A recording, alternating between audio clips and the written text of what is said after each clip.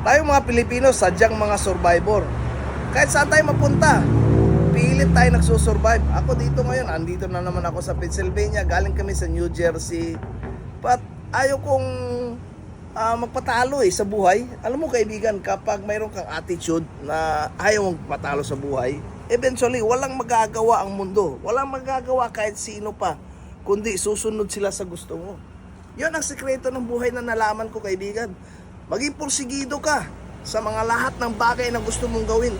Don't give up. Continue kahit gaano kahirap. Gumising ka sa umaga, matulog ka sa gabi, kinabukasan, do it again. One day, the world will bow down sa gusto mo. Kahit sino pa yan nakaharang dyan sa harap mo.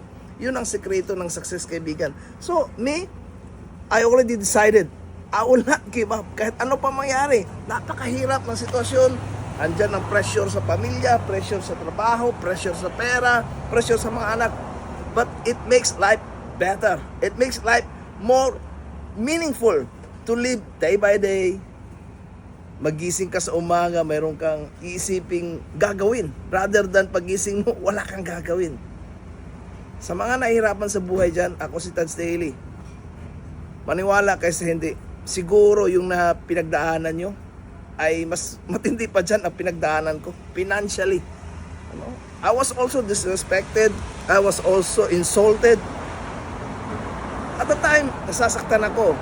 But eventually, I learned that these guys, yung mga basher mo, mga hater mo, actually hindi yan ikaw ang binabash nila. Deep inside, they don't like themselves.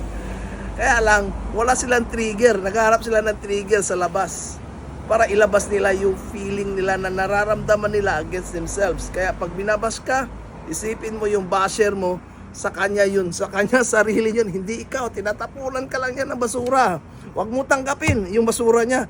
Bahala ka sa basura mo, okay? Mga kaibigan, ingat kayo palagi. Ako si Tad Staley. Good evening, happy weekend. Bye-bye.